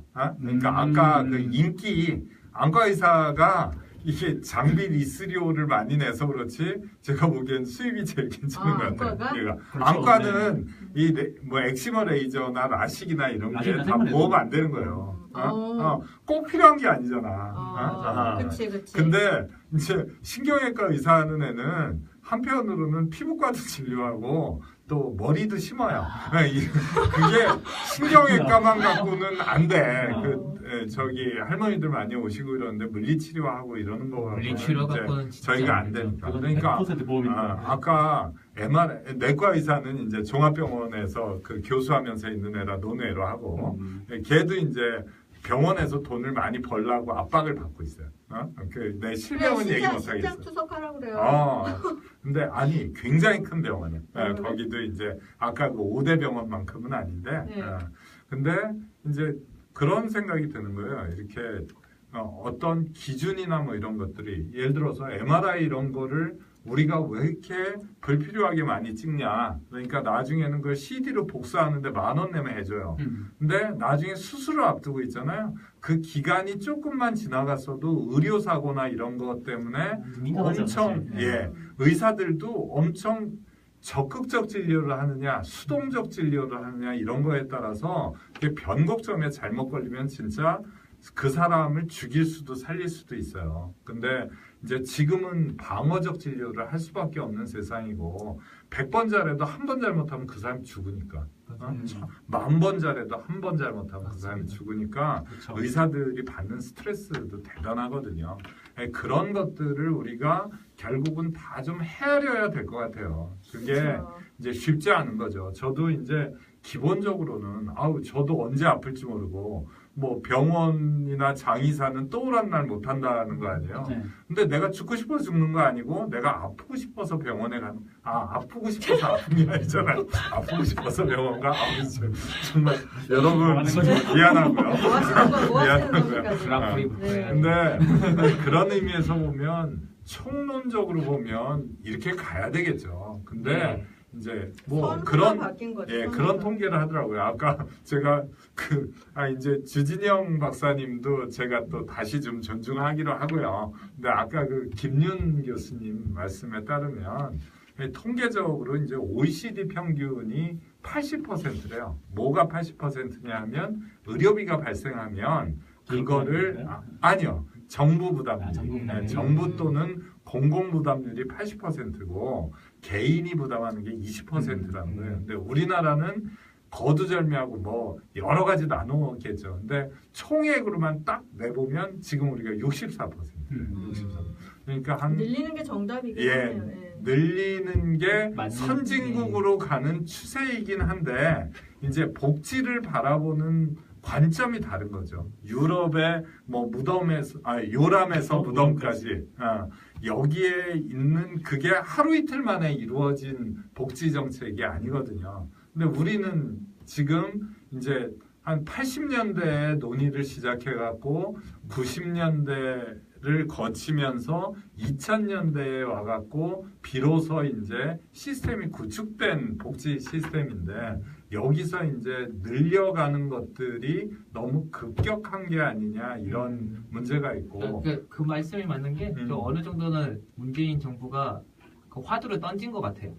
화두를 던지면서 아까 또 말씀하셨지만은 그 뒷수습이라고도 표현할 수 있겠지만 어쨌든 간에 개선을 한다는 말을 할 수 있을 것 같아요. 그러니까 문재인 정부가 계속 이거를 계속 끌고 가는 게 아니라 제가 볼 때는 문재인 케어라는 이 부분을 세세한 항목들을 막 끌고 가는 게 아니라 어쨌든 또 던져보는 거지. 네, 던져보고 당연히 반대 나오겠죠. 그러면 네. 이제 또 거기서 오늘은 듣다 의미도. 보니까 묘하게 네. 호인동지 말이 설득력이 설득력이 있네. 있네. 정말. 그러니까 그러네요. 아니 근데 그런 의미라면은 무슨 뭐 그러니까. 선우가 바뀌었다 뭐 이런 비판도 사실은 그것도 네, 맞는 말이에요. 맞는 말이긴 한데 네, 맞는 또 말. 그런 의미에서 보자면 또 설득력이 또 있기도 하고 어쨌든 그렇죠. 화두를 던져야 될 거 아니. 그래야 맞아요. 논의가 되고 싸우든 반대를 하든 뭐 어떤 논의를 사회에서 계속 해야 될 거 최저시급 아니에요. 나올 때랑 좀 비슷한 것 같아요. 음. 최저시급 때도 그냥 던진 거예요. 일단 던지고 논의가 되든 예, 논의가 되든 네. 말든 일단 제일 문제점이 10,000원이 되든 예, 뭐 안 되든 예, 어쨌든 예. 근데 또 그 말씀 듣고 나니까 진짜 우리가 가야 던지지 되니까. 않고 네, 다 맞아요. 따지면은 또 앞으로 언제 해. 나아가기 어렵겠다 이런 네. 생각도 들긴 드네요. 아유, 네. 하지만 아, 나 진짜. 너무 졸속인 거는 맞는 네. 것 같아요. 네. 부동동체 말씀은 던지는 것도 단계가 있다라는 거예요. 네. 아. 네. 아유 참. 아이고 참. 아까 전에 네. 그 OECD 기준 80% 물론 좋죠. 근데 아. 그 내용을 또 살펴볼 필요가 있어요. 그러니까 네. 우리나라 같은 경우에는 사실 정말로 돈이 엄청나게 들어가는 중병은 사실 안 됩니다. 건강보험이라는 게. 맞아요. 맞아요. 그리고 아이들 희귀병 이런 거 안 되잖아요. 네. 근데 네. 이번에 아마 그런 것들을 좀 범위를 넓히려는 게 이 문재인 케어 그러니까 안에 저는 좀 또 들어가 있는 것 같아요. 이런 게 있었어요. 이런 게 좀 고쳐졌으면 좋겠어요. 그러니까 예산을 유리지가 뭐 직장인들 건보료 뭐 다 걷고 다 좋은데, 그러니까 쓸데없이 그러니까 예산 감시하는 거 중요하다고 저는 맨날 말씀을 드리는데 뭐 보험사 좋은 일 시키는 거 안 했으면 좋겠고, 그러니까 쓸데없는 제약사들 뭐 배불리는 일 안 했으면 좋겠고, 저는 이제 쓸 때 썼으면 좋겠는 거죠. 예. 아마 우리나라가 일반 의료에 대한 보장은 아마 세계적인 수준일 거예요. 네. 미국에서도 오바마 케어를 할 때 그러니까. 한국의 의료보험 제도를 예. 가자라고 할 정도였으니까. 네. 근데 우리나라가 건강보험료 보장률이 64%그 정도밖에 안 되는 이유는 그런 중병에 대한 보장이 떨어지기 때문이고. 그렇죠. 중병, 그러니까 그런 어떤 외국인 뭐 교포들 와서 치료하는 거 이런 거 감시 철저히 하고 뭐 또 어떤 뭐 또 세는 제가 몰라서 그렇지 또 예산도 막 세는 거 많을 거예요, 그렇죠? 또 우리나라 사람들이 병원을 굉장히 쉽게 갑니다. 그렇죠. 너무 쉽게 가요. 네, 맞아요. 그만큼 지금 또 장점이 많은 제도인 거예요. 네, 어떻게 그러니까 보면. 그만큼 접근성을 낮췄다는 게 음. 이제 좋은 거고. 음. 또 부작용은 이제 과잉 의료가 그렇죠. 굉장히 과잉 의료, 많다는 게 과잉 의료도 이제 나쁜 점이고. 과잉 의료도 이제 막을 수 있는 방법이 있다면 그러니까 네. 신경과가 참 과잉 의료가 되게 많아요. 음. 네, 좀 몸이 좀 네. 쑤시면은 이제 물리치료 받으시러 가시는 분들이 되게 많으시거든요. 그러니까 그런 시스템을 좀 개선하는 방법도 생각해봐야 되고. 그렇죠. 네. 그래서 뭐 OECD 기준이라는 게 아마 그 거의 대부분 미국 같은 경우에는 사실 거의 자유주의 보험, 그러니까 오바마 케어가 들어오기 전에는 자유주의 보험이었기 때문에 여기 그러니까 우리가 이렇게 기준에 안 들어갈 거고. 좋은 제도를 잘 이용하고 모든 국민이 잘 누릴 수 있게 우리가 지켜야 되는 거잖아요. 그죠? 네. 일단 그랬으면 뭐 좋겠어요. 훈훈한 마무리. 근데 그런 것 같아요. 네. 일단은 뭐 졸속의 냄새가 좀 나고 퍼주는 네. 정책이다 이런 비판의 여지는 있지만 그래도 뭐 우리의 건강을 위한 거니까 네. 우리가 긍정적인 시선을 유지하면서 그럼요. 아까 그런 불합리한 제도가 잘 이제 바로잡아지고 그렇게 해서 이제 재원에 관련된 문제도 좀 안정적으로 해결되기를 그렇게 바라면서 이 사안을 좀 지켜봐야 네, 되겠네요. 빈틈을 잘 메꿔주시기를 네, 네. 바랄 뿐이죠. 네. 네. 다음 주제는 제가 없는 동안에 뜨겁게 얘기를 하시다가 다시 이번 주에 다시 얘기하시고 아니 원래 이게 말이 안 되지? 원래 이제 지난주에 네.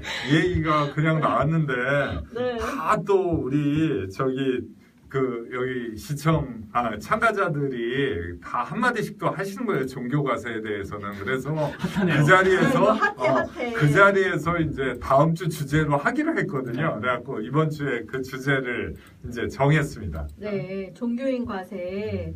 이거 과연 이루어질 것인가? 네, 종교인 네, 과세. 어떻게 하죠 이거? 아니 우선은 제가 좀 어떤 문제인지에 대해서 한번 좀 살펴봤어요. 그래서 이거 되게 교회가 반대하는 의원이 누구죠? 김진표요. 김진표 장로님께서 근데 네. 문제가 되는 게 이제 김진표 장로님께서 우리 국정기획자문위원회 위원장을 하셨었잖아요. 우리요? 그게- 우리? 지금 우리 이제 막- 더불어민주당. 내가 너무 네, 이제 안희정 지사가 정당 가입하라 그래가지고 제가 네. 너무 또 그렇죠. 재정당으로 생각했네요. 우리라 그래요. 네, 아무튼 네.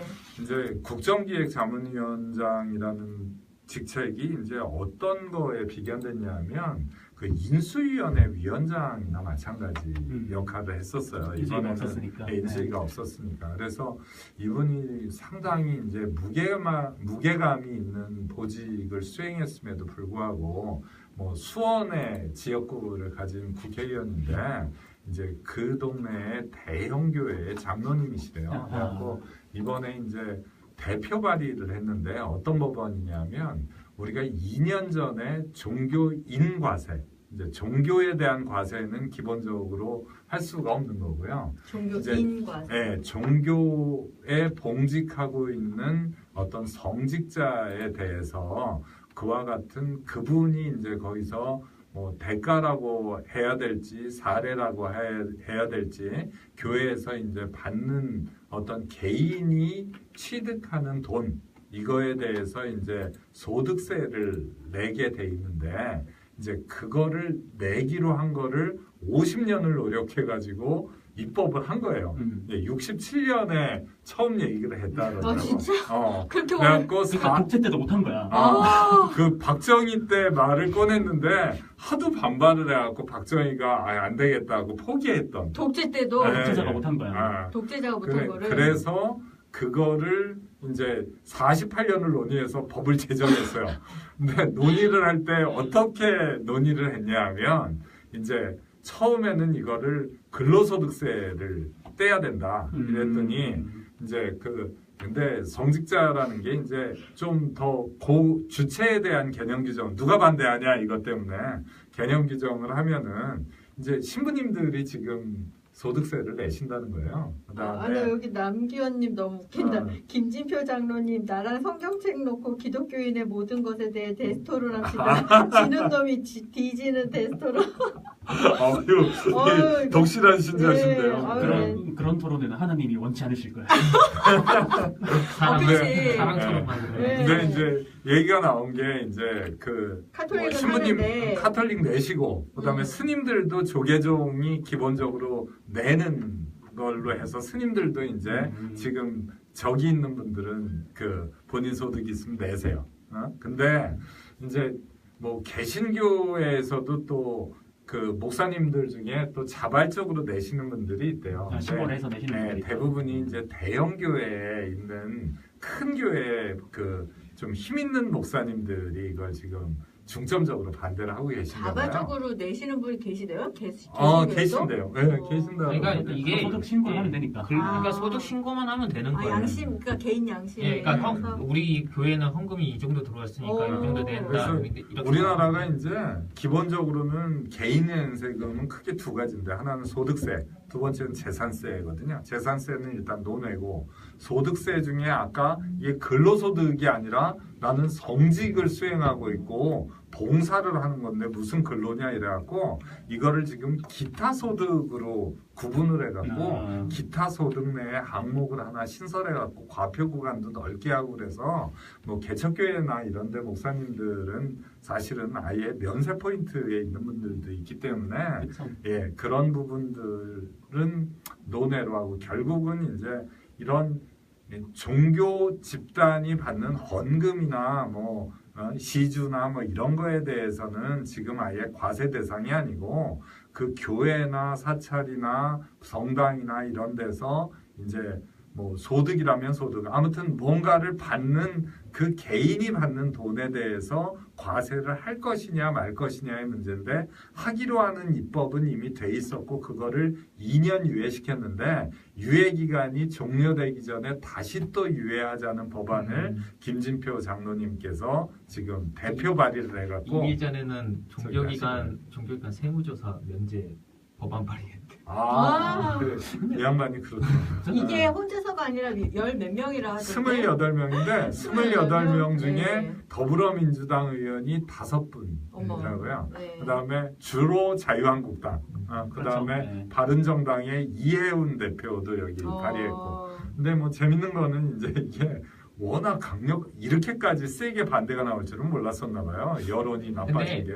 이게 이런 기세가 보였던 게 작년에 그 이제 탄핵되기 전에 이제 종교인들 쪽에서 문재인에 대한 그런 반대가 되게 심했어요.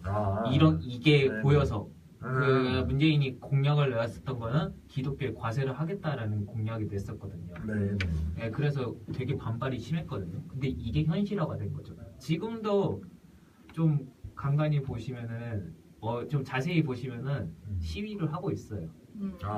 그 종교인 쪽에서 있어. 좀 많이 이거랑 더불어서 뭐 그 뭐죠 그 동성연애자 뭐 그런거나 이제 그 되게 같이 이제 좀 민감한 문제들을 많이 다루고 있어요. 거기 시위대에서도. 근데 이제 표면적으로는 뭐 어쨌든 뭐 세금이 뭐 속으로야 무슨 뜻이 됐다. 표면적으로는 그렇게 주장을 하는 거잖아요. 성직자가 담당하는 어떤 영적인 일을 어떻게 세속적인 노동과 같이 취급해서는 안 된다. 이렇게 교회에서 주장을. 영적인 일에 현실의 돈을 받으시니까. 네, 그러니까 이제 제가 오늘 기자 칼럼, 이제 경향신문의 박경은 기자의 기자 칼럼을 읽었어요. 근데 너무 진짜 속이 시원해갖고 제가 갔는데 솔로몬 같은 솔루션을 제시했더라고요. 성직자가 담당하는 영적인 일을 세속적인 노동과 같이 취급해서는 안 된다는 게 어떤 그들의 이제 논리잖아요. 그러니까 동의한다 이거죠. 이제 성직은 영적인 일이다. 그러니까 시간에 따른 노동의 투입을 통해 효율을 따지는 일반적인 우리 같은 그런 노동과 동일하게 취급하기엔 무리가 있으니 일방적 과세에 반대하는 주장에도 공감을 한다. 그러니 이건 어떤가? 연말 정산을 할 때 종교단체에 낸 기부금은 소득공제 대상에서 제외하는 것이다. 영적인 일이니까. 영적인 일이니까 그거 받아주지 말자는 거죠. 그러니까 좀 영세한 교회 같은 경우는 어떤 이제 목회자가 그 양심 고백을 하셨는데, 영세한 교회 같은 시골 교회나 이제 좀 중소도시 교회 같은 경우는 자기가 이제 조금 그 교회 규모에 비하면 좀 거액의 헌금을 내고 이거의 몇 배에 달하는 연말정산 그 소득공제용으로 그 기부금 영수증을 좀 해달라. 돈 세탁도 그렇죠. 해서 지난번에 한번 적발이 네, 그렇죠. 그러니까 세금을 덜 낼 목적으로 만약에 뭐 1,000만 원을 헌금할 테니 뭐 5천만 원 영수증을 끊어달라 이렇게 이제 부탁을 하는 거죠. 그럼 1,000만 원이 아쉬운 정말 영세한 어떤 그런 교회 목회자 같은 경우는 갈등을 하게 되거나 이제 뭐 끊어주게 되거나 이럴 수 있는 거잖아요. 그러니까 그런 경우도 비일비재하고 또 더 큰 액수일 수도 있고 하니까. 그런데 이용을 당하게 되는 거죠. 근데 이 얘기를 하더라고요. 이게 이제 어떻게 보면 종교인 과세 이렇게 이름이 붙었지만 뭐 신부님들이나 스님들은 기본적으로 벌써 내고 있는데 왜 종교인이냐? 실제로는 이제 개신 기독교 중에서 큰 교회. 근데 이제 뭐 여러 가지가 있어요. 아까 사람을 중심으로 보면 아까 28명 그 공동 발의했던 의원 중에 3분이 탈퇴했대요. 더불어민주당에서 그분들은 또 어떻게 보면 용기 있게 빠진 것일 수도 있는데 뭐 백혜련 의원 또 뭐 누구 3분 있는데 그건 우리 시청자분들도 이제 인터넷 한번 서로 참조하기도 하고요. 근데 이제 대부분이 국회의원 배지를 붙여준다, 떼준다, 뺐지. 붙여준다, 뗀다 할 정도로 그 지역구에서는 큰 교회가 가진 세력이 막강하다는 거예요. 그러니까 이 욕먹을 걸 몰라서가 아니라 현재 그 네. 김진표 의원 지역구 쪽은 그 교회가 되게 셉니다. 수원에? 원래 무슨- 족보가 있는 교회. 무슨 교회? 그 동네 수원에 아시죠, 무슨 교회? 진짜. 잠깐 지역구가 어디 무슨 동이지 거기? 그거는 그거까지는 알아서 프라이버시를 찾아보시면 찾아봐야겠다. 찾아보시면 네. 돼요. 그러니까 여기다 얘기하면 안 네, 돼. 네. 김진표 그리고 찾아봐야지. 수원에는 또 큰 교회가 하나 더 있어요. 그 어. 교회에서도 만만치 않게 반대를 하고 있거든요. 수원에 무슨 네. 교회가라? 네, 이제 두 교회가 있는데 두 교회 다 되게 유명한 교회입니다. 네, 되게 유명한 교회고 전국적으로 큰 교회고. 그러니까 제가 말하고 싶은 포인트는 예전부터 그 우리나라 역사를 보면은 종교가 썩으면은 그 나라가 망한다는 포인트가 있어요. 그죠. 고려 말에 불교, 고려 말에 불교, 뭐 신라 말에 불교, 그리고 조선 말에 유교 해가지고 서원이 많이 건립되거나 뭐 이런 경우가 허다하거든요. 그게 다 세금 면제하니까 그 서원이 마구마구 건립되고. 맞아요. 그때. 그러니까 이런 거 역사를 좀 보면은 우리나라는 종교에 대해 되게 관용적이거든요. 종교에 대해서 우선적으로 관용적이었다가 어느 정도 정부가 힘이 있으면은 세금을 걷거든요. 그쪽에서. 그러니까 지금 어느 정도는 힘이 있다는 거예요. 문재인 정부가. 그 종교에다가 과세를 하려고 하는 것 자체가 아직까지는 그죠, 힘이 그죠. 있다는 거죠. 그러니까 있을 때 추진했으면 좋겠는 있을 때 어느 정도 추진을 한다면은 기독교에서도 이렇게 반발하더라도 아마 시행이 될 수도 있을 것 같아요. 제가. 근데 이게 지난주에 잠깐 얘기가 나왔잖아요. 그래서 제가 진짜 좀 뭘 찾아봤더니 그런 얘기가 있더라고요. 실제로는 앞에 그 유예됐던 그 법안에 딱 한 줄만 문제된다는 거야. 한 줄이 문제되는 게 뭐냐면 종교인 과세를 두려워하지는 않는데요. 그 양반들이. 근데 그 헌금 얘기하고 그랬잖아요. 근데 세무조사. 네. 그 아까 거기에 거. 거기에 어떤 조문이 있냐면 과표가 있어야지 세금을 먹일 거잖아요. 네. 근데 과표 구간이 4천만 원 이하는 거의 면세인가 봐. 그다음에 4천에서 8천, 8천에서 1억 5천 이런 식으로 이제 과표 구간이 있는데 그 과표를 확정하려고 그러면 그 교회의 회계장부를 볼 수 있는 열람권을 세무공무원한테 줘놨다는 거야. 그 법이. 그러니까 이 양반들은 내가 얼마를 내는 종교인으로서의 소득세가 두려운 게 아니라 자기 교회의 헌금 장부를 나라의 관리인 그 세무공무원이 와서 들춰보는 게 싫은 게 아닌가 이런 얘기가. 그래서 그 아까 있더라고요. 이제 김진표 의원이 이틀 전에 세무조사 그 반대 거라고 까파리하는 거죠. 줄거리가 있어. 그러니까 이게 앞뒤가 맞아요. 어쨌든 이게 맨 처음에는 과세 반대로 맨 처음에 몰아가다가 종교인 과세로 맨 처음에 몰아갔죠. 근데 다 알잖아요. 결국은 이제 세무조사가 스님들이나 이제 뭐 신부님들은 다 세무조사 세무조사하고 다 하는 거 알아요. 그러니까 세금을 내니까 어쨌든 세무조사가 들어가는 거죠. 근데 기독교인들은 어찌됐든 과세가 안 하는데 과세하자 말고 우리가 연말정산할 때 하자 이러니까 그 조항이 있잖아요. 그게 또 걸리니까 딱 그것만 뺐잖아요. 그 김진표 의원이. 지금 또 빼자는 거. 성경에는 돈에 욕심 내지 말고 정직하게 이렇게 뭐 하라고 나와 있지 않나요? 근데 성경에 근거를 또 갖다 붙인다는 거예요. 옛날에 이제 예수님도 신약 성경에 보면 뭐 이렇게 그때는 로마의 식민지였잖아요. 이스라엘이. 그러니까 이제 뭐 로마의 이제 그 세리가 돈을 거들어 왔겠죠. 그러면 이 로마의 세리한테 돈을 내야 됩니까? 이렇게 예수님한테 물어보니까 그 돈에 누가 그려져 있냐? 그랬더니 그 돈에는 이제 로마 황제가 그려져 있겠죠. 그러면 뭐 황제 그거는 로마의 세리에게 또 뭐 다른 뭐 영혼의 양식이나 뭐 이런 거는 또 자기네 사제한테 뭐 이렇게 해갖고 얘기한 거를 이제 과세를 거부하는 근거로 써먹고 이런 게 있나 봐요. 근데 기독교 국가가 많잖아요. 특히 이제 OECD에서 종교인 과세를 하지 않는 나라가 우리나라가 유일하다고 합니다. 그러니까 지금 뭐 지난번에 그 이틀 전에 기사가 이건데요. 김진표 장로님께서 어떻게 저기 됐냐면 일단 과세하자 이렇게 얘기하면서 하반기까지 국세청의 훈령 개정 등 준비 사항을 연내에 마무리할 수 있다면 이러면서 3가지 조건을 내세웠대요. 하나는 뭐냐면 이제 국세청과 각 종교가 협의해가지고 이 개신기독교하고만 협의하면 되잖아. 과세 기준을 마련해라. 아니 그 법 마련한 지가 2년 전이고 48년 넘었는데 50년 동안 논의했는데 그다음에 또 하나는 국세청이 탈세 제보를 교단으로 넘겨서 자진 납세토록 할 것. 그러니까 네. 이 사람들이 얘기하는 논리는 뭐냐면 2단 종교가 있는데 2단 종교가 정통 종교를 음해하기 위해서 탈세 정보를 투서를 한다는 거야. 그러면 그거를 뭐 기독교 장로회나 뭐 예수 장로회나 뭐 기장 예장 뭐 이런 게 있어요.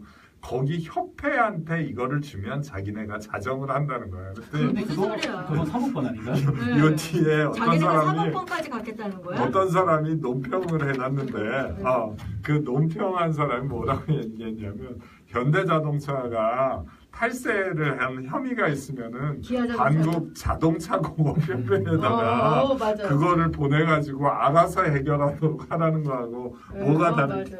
게 있냐 뭐 이런 얘기를 하더라고요. 도둑도 뭐 해병대 전후회나 그런 데 잡으라고 하지. 그래서 네. 아이 정말 여러 가지로 보더라도 이거는 네. 논리가 너무 풍색한 것 같아요. 그리고 아까 빠져나갈 구멍이 없네. 아까 말씀하셨을 때 그 뭐냐 세계에서는 세계적으로 종교가 기독교잖아요. 어찌 보면은 이제 기독교가 가장 넓게 퍼져 있다고 해야 되겠죠. 가장 넓게 포진돼 있으니까 어찌됐든 그런 그 종교 중에서 유일하게 세금을 안 걷는 나라가 우리나라니까 어찌됐든 좀 제대로 과세 조사나 이런 걸 해야지 기독교도 존중을 받을 수 있을 것 같아요. 어쨌든 기독교가 되게 이미지가 안 좋은 경우가 많아요. 왜 우리한테 전도를 하지? 근데 전도를 하더라도 약간 신뢰가 있어야지 그 종교에 대해 우리가 좀 가서 조금이라도 그 사람들과 좀 소통하고 뭐 그럴 텐데 기독교에서 막 계속 어렵다고 하면은 좀 이게 그러니까 앞으로 우리가 대하는 태도가 달라지지 않을까? 그러니까 이거 막 얘기를 하다 보면은 저는 우리나라가 모든 분야에 대해 모든 전 분야에 걸쳐서 되게 막 개혁해야 되고 혁신해야 되고 어떤 막 과도기인 것 같아요. 뭐 의료도 그렇고 뭐 정치도 그렇고 뭐 이런 종교도 그렇고 그런 생각이 드네요. 모든 전 분야에 걸쳐서 진짜 과도기가 아닌가. 우리나라는 너무 성역이 많아요. 건드리면 안 되는 부분이 너무 많아요. 네. 그쵸. 우리 또 청취자분들 제 그 빠지 좀 무리를 너무 일으켜서 무리를 일으켰네요. 그 네. 국회의원 배지로 정정하고요. 네. 또 하나는 이게 제가 네. 교회를 다닌 지가 오래돼가지고 그 신약성경 가이사 뭐 이런 남궁은님도 네. 여기 이 독실한 신자들이 많이 계시네요. 네. 그래서 뭐 여러모로 우리 조연서님도 이제 목사가 직업 자체인 나라도 네. 우리나라만 너무 강조되는 것 같다고. 네, 우리 저기 조연선님 오늘 운동도 못 가시고 계속 처음부터 끝까지 같이 해주시네요. 그러지. 네. 나중에 이제 진짜 네. 그 뭐 일도양단 단도직입 한번 보겠습니다. 네. 우리 광도고스 조연서님. 네, 네. 네, 모범 크리스천 언니, 은 언니. 네. 네. 그다음에 우리 남교원님도 네. 이 종교나 뭐 이런 쪽으로도 그렇고 네, 여러 가지 정치적 센스가 내공이 보통이 아니신 분 그러니까요. 같은데요. 네. 임각철님 지금 다 끝났는데 오셨어요. 예. 네. 우리 이거는 또 다시 무한리필 들으실 되니까요. 네, 다시 들으실 수 있으니까. 오늘 영어 막 처음부터 쓰시더니 리필까지 나오시고. 자, 제가 아는 단어 이제 다 썼습니다. 네. 이제 네. 재고 소진입니다. 네. 네. 오늘 이렇게 뭐 주제 뭐 무겁다면 무겁고 뭐 이렇게 가벼운 주제는 아니었는데 그래도 재밌게 잘 진행된 것 같아요. 여러분들 참여 많이 해주셔서. 네. 근데 수다라는 게 그런 네. 것 같아요. 우리가 정말 무거운 주제가 나와도 무거운 주제를 무겁게 말해주는 방송이 많이 있잖아요. 근데 이제 우리는 또 뭐 아니 저도 이제 안빠는 정말 아닌 것 같은데 안지사도 굉장히 제가 비판적으로 보고 있거든요. 근데 이제 워낙 그 비판을 도저히 하지 못할 행동 뭐 이런 것들이 있어갖고 그런 것들은 뭐 또 나름대로 이제 평가를 냉정하게 하고 넘어가야 되는데 근데 아직은 냉정한 뭐 평가를 활동을- 하다 보니까 네, 이제 활동 또, 안 하시 많이 이제 또 안 활동- 아직은 네. 예, 비판할 게 없어요. 좋은 건가요? 나쁜 건가요? 좋은 건가요? 네, 활동을 아직은 활동- 그러니까 빨리 활동을 좀 정치 활동을 좀 활발하게 해주셨으면 좋겠네요. 연말 되셔서 네. 네 이제 진로도 결정을 하셔서 지금 많은 분들 궁금증을 좀 해소해 주셨으면 좋겠고 뭐 기자나 여러 지금 뭐 앵커나 무슨 저 하시는 분들이 방송가나 아주 그냥 짐작 자기의 바램과 그죠. 짐작과 뭐 다 섞어서 기사를 쓰시느라고 요새 아주 바쁘시더라고요. 오늘 뭐 그 송파을 그 국회의원 이제 당선 무효형 선고됐다면서요? 네, 네. 그 누구죠? 그 최명길 국민의당 의원이 또 재판 판결이 난 걸 가지고 또 갑론을박이 아주 예. 네. 어떻게 보십니까, 이태원 씨? 받아먹었으면 당연히 날아가야죠.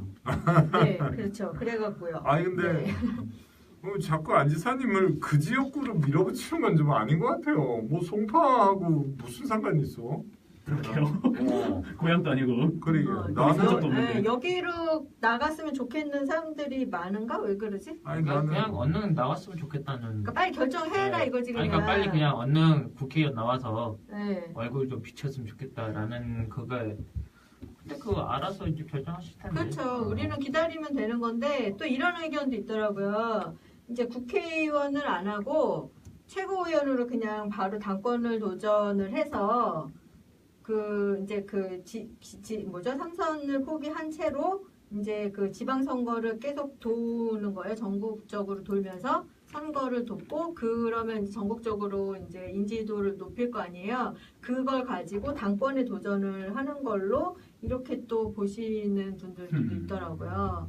아니 근데 그러면은 이제 근데 원내 진입을 하지 못한 채로 이제 또 맞아야 되니까. 네, 그러면 또 그거는 좀 그래도 좀 마이너스 크죠? 부담이 크다. 그래도 국회의원 하는 게 낫다. 같이 하는 그런 또 의견도 있는 것 같고 그래서 많은 고민이 있으실 텐데 이렇게 뭐 기자분들이 이렇게 도와주지 않으셔도 고민이 많으실 텐데 아무튼 아니 고민은 근데 안 하시고 본인은 그냥 평정심을 가지시고 예 이제 내공을 본인의 그 내공을 이제 쌓으시고 이제 내실을 기하신다고 본인 말씀하셨어요. 그러니까 네. 저희는 예, 안 지사님만 바라보고 가면 되는 거죠. 아유, 남궁우님 뭐 명쾌한 결론이네요. 우리 안 지사님 입만 믿는다고. 그럼요. 저희는 그러면 되는 도지사 거죠. 잘하고 있는 양반한테 왜 네. 자꾸 지역구를 찍어줘? 그러니까. 충남 도민들한테 네. 얘기가 아닙니다. 그쵸, 오, 그쵸. 진짜 명쾌한 결론 또 우리 태훈 동지가 우리- 한번 찝네. 네, 어? 대한의 아들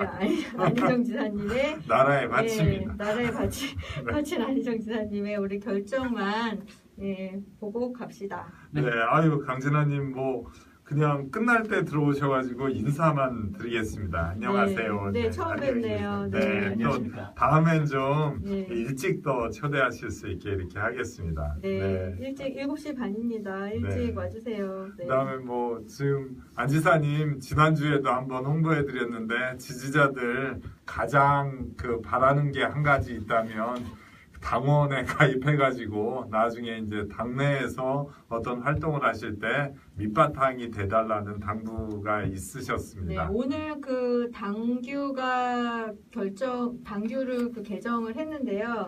9월 30일까지 그 가입을 한 그 기한이 9월 30일까지고요. 기준일은 올해 4월 1일이라고 그래요. 그 올해 4월 1일 이후로 가입한 사람에 한해서 뭐 6개월까지 6개월 그 당비를 낸 사람이어야지 이제 내년에 그 저기 뭐죠 선거를 하는 그 권리가 그럼 네. 지금 가입해도 할 수 없다는 말인가요? 9월 30일까지 30일까지는 가입한다면 네, 한다. 그로부터 6개월을 6개월 당비를 낸 네, 사람은 네. 권리당원이 네, 되니까 그쵸. 예, 어유 네. 명쾌한 설명 네, 감사합니다. 오늘 9월 30일까지 네, 가입을 해주시기 바랍니다. 추석 전에 가입하시면 되겠네요. 네, 추석 전에. 네, 네. 고향 가시기 전에 시원하게 가입하시고 가벼운 마음으로 고향 가시면 네, 되겠네요. 네. 인터넷 가입 뭐 가능하시니까 언제든지 뭐 스마트폰으로도 하시고. 이 기성질 막힐 때 바로 이때 가입하시고. 네. 아니 추석은 10월 달에 10월 달이에요? 그 늦어졌어. 예, 그 아, 9월. 이제 윤달이 끼었구나. 아 맞아. 예. 오, 오, 윤날 윤날. 옛날 네. 사람 또 있어요. 네. 증거하고요. 일주일 동안 추석이에요. 6월이구나 6월이. 아, 네. 네, 강진아님 이름 소개해 주셔서 감사합니다. 네, 강진아님 네, 반가워요. 저희도 반갑습니다. 네. 네, 오늘은 여기까지 하고요. 다음 주에 또 뵙겠습니다. 좋은 또 주제로 재밌는 네. 방송으로 만나요. 아, 네. 지난번에 종교인 과세처럼 주제 정하고 싶으신 거 있으면은 언제든지 예, 올려주세요. 우리 안희정의 임시정부 홈페이지에 또 예, 주제 제안해 주시면은 저희가 예, 적극 반영하겠습니다. 네, 페이지에 올려주세요. 예, 고맙습니다. 네, 감사합니다. 안녕. 네, 안녕. 안녕.